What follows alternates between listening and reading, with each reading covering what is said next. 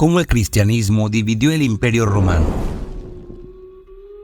La pena de muerte era el precio a pagar. Ser cristiano era entonces una máxima ofensa contra el imponente Imperio Romano, pagada con la vida. En esos momentos, Roma alcanzaba su máximo esplendor de la mano de grandes emperadores. La historia de cruentas persecuciones y asesinatos atroces a nivel masivo, rompiendo sin querer el orden que regía el mundo occidental. Dándole un gran giro a la historia antigua, la ascensión del cristianismo daría entonces el paso a la conocida Edad Medieval. Hola amigos y amigas, bienvenidos a nuestro canal. Acompáñanos hoy a conocer uno de los temas históricos más sorprendentes que cambiaron el curso de la humanidad. Cómo el cristianismo pudo vencer y dividir a la Gran Roma, destruyendo los pilares de esta civilización para siempre. Si este tema desde ya te interesa, te invito a darle me gusta y por supuesto no olvides suscribirte a nuestro canal si no lo has hecho.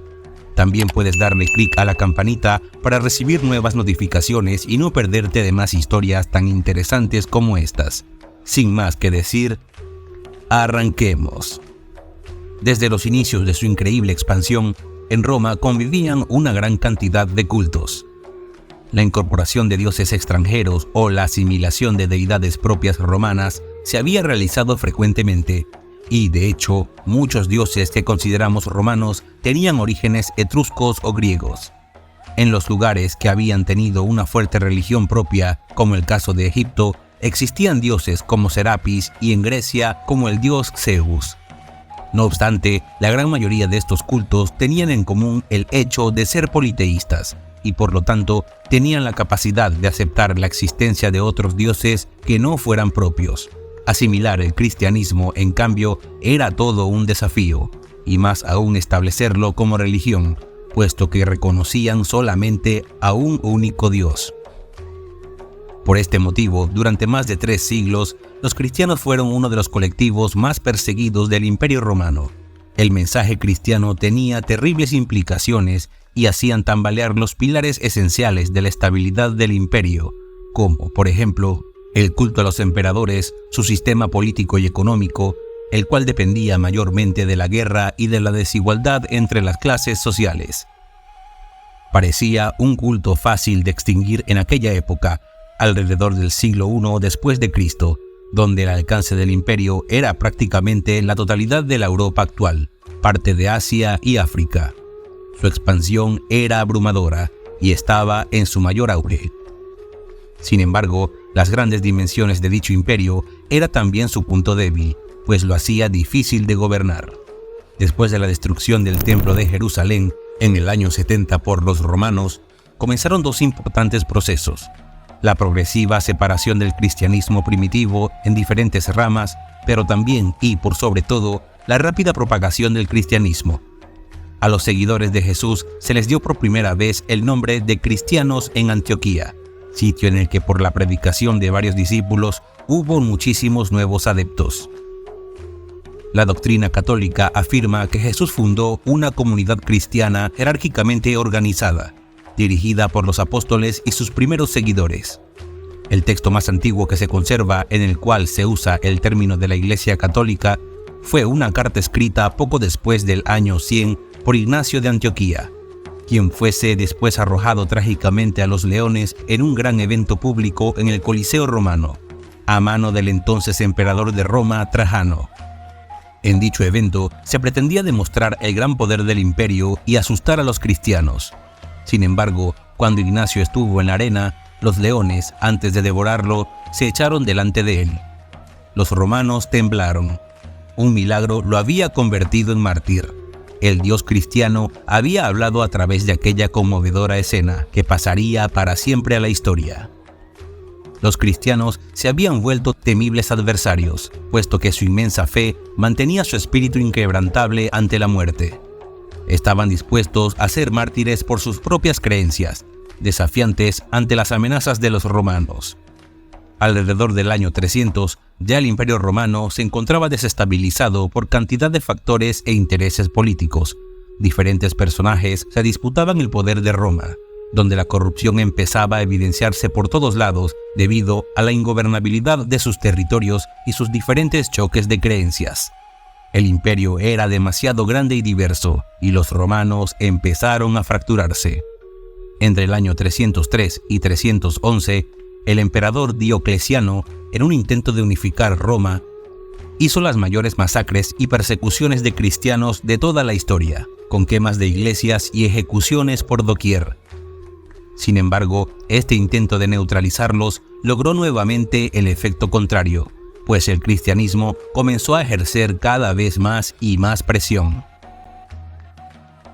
Hago esta breve pausa para recordarte, si no lo has hecho, darle me gusta a este video, también suscribirte a nuestro canal y por último, darle a la campanita y así apoyar estos maravillosos contenidos históricos de tu interés. Y ahora sí, que se pone cada vez más interesante. Prosigamos. En el año 311 se produjo una gran batalla en las puertas de Roma, dirigido por Constantino, quien tras su victoria fue nombrado el emperador de todo Occidente. Antes de esta batalla, Constantino había tenido una visión y acto seguido ordenó a todas las tropas usar el crismón, que era el símbolo griego de Cristo. Hasta ese momento, él había sido pagano, aunque su madre Helena sí creía en Dios. De hecho, un dato curioso cuenta que esta mujer viajó a Tierra Santa a buscar la Vera Cruz y el relicario de los Reyes Magos. Por ello, Helena sería nombrada más adelante la patrona de la arqueología. Entonces, Constantino, en alianza con Licinio, quien se volvió muy cercano a él, lograron tomar la Roma oriental. Ambos firmaron en aquel entonces el Edicto de Milán en el año 313, donde se aceptaba el cristianismo y se prohibía su persecución. Ahora los cristianos podían involucrarse en la política y gracias a Constantino se instauró legalmente a los obispos de Roma, es decir, a los papas, con Melquíades a la cabeza. Les construyó la Basílica de Letrán, que pasaría a ser su residencia, y levantaría la Basílica de San Pedro, donde éste fue martirizado en la colina del Vaticano.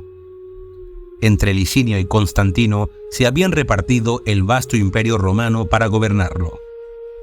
La monarquía de Constantino adquirió pronto un carácter teocrático, y aunque Licinio lo había apoyado en un comienzo, pronto le dio la espalda y comenzó nuevamente una persecución contra los cristianos en el año 324. Esto produjo una guerra entre ambos e hizo huir a Licinio hacia Bizancio, donde fue derrotado en la batalla naval de Crisópolis. Constantino obtuvo el poder absoluto del imperio y se estableció estratégicamente en esta ciudad. Es entonces cuando empezó a reformarla y modernizarla, cambiándole el nombre. Ahora Bizancio se convertiría en la famosa Constantinopla y sería la nueva capital del imperio, desplazando a la gloriosa ciudad de Roma. Curiosamente, esta ciudad sobreviviría mucho más en el tiempo después de la caída del Imperio Romano, hasta el año 1453, cuando cayó a manos de los otomanos. Poco después de este evento tuvo lugar el Concilio de Nicea, en el cual Constantino reunió a todos los obispos para unificar el dogma cristiano. Se condenaron a muchos dioses paganos y a varias corrientes del cristianismo. El mismo emperador fue bautizado antes de morir. Los obispos de la ciudad de Constantinopla ganarían mucha más importancia y serían conocidos como los patriarcas de la Iglesia Ortodoxa. También establecieron las fechas para las celebraciones cristianas conocidas como la Pascua o la Navidad, en sustitución de las celebraciones entonces paganas como la celebración del Sol. Posteriormente, en el año 380, el emperador Teodosio tomó una de las decisiones más trascendentales de la historia del Imperio Romano: convertir el cristianismo en la única religión oficial. Fue el inicio de un largo proceso de cristianización que se extendió hasta bien entrada la Edad Media. En ese mismo año, el Papa Dámaso I tradujo por primera vez la Biblia al latín en su versión llamada la Vulgata. ¿Quién les iba a decir a aquellos primeros cristianos que sería precisamente un emperador romano, Teodosio I, llamado el Grande, quien convertiría su religión en el único culto oficial del imperio mediante el Edicto de Tesalónica? Una conversión que era inevitable. El cristianismo ya tenía muchos adeptos, puesto que sus fundamentos lo hacían atractivo para las clases más humildes, que conformaban la mayoría de la población del imperio. Estos podían encontrar consuelo en una religión que les concedía paz, donde la violencia y la muerte estaban siempre al acecho. Encontraron una forma de escapar de las calamidades, depositando todas sus esperanzas en el más allá y la idea de alcanzar el cielo. Su fervor religioso los llevó a condenar todo lo pagano, prohibiendo cosas como el sacrificio de animales, el culto a Júpiter o al Sol Invictus, el oráculo de Delfos, las Olimpiadas, la Academia de Platón o el Liceo. Incluso destruyó la gran biblioteca de Alejandría, en la que Hipatia era profesora y quien murió asesinada por una turba de fanáticos. La historia había dado un giro abrumador. Los diversos dioses fueron sustituidos por santos que, irónicamente, en muchos casos habían sido martirizados por los propios romanos. Lo mismo se hizo con muchos templos reconvertidos al culto cristiano. Este proceso a menudo implicaba la destrucción de todo lo que pudiera recordar a su pasado pagano. Los textos sagrados pasaron a ser considerados los únicos garantes del saber. Todo lo importante se encontraba allí, y si alguien osaba contradecirlo, era considerado hereje. Y vaya que el gentilicio de aquella época sentía una cuasi obsesión por el pecado y la herejía, como si perseguir y destruir toda idea opuesta al cristianismo eliminaría ipso facto todos los problemas del mundo.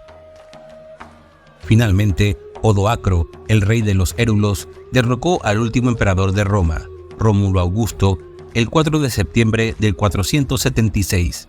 Este hecho marcaría el fin del Imperio Romano Occidental y también el final de la Edad Antigua, dando paso al comienzo de la Edad Media y el Imperio Cristiano.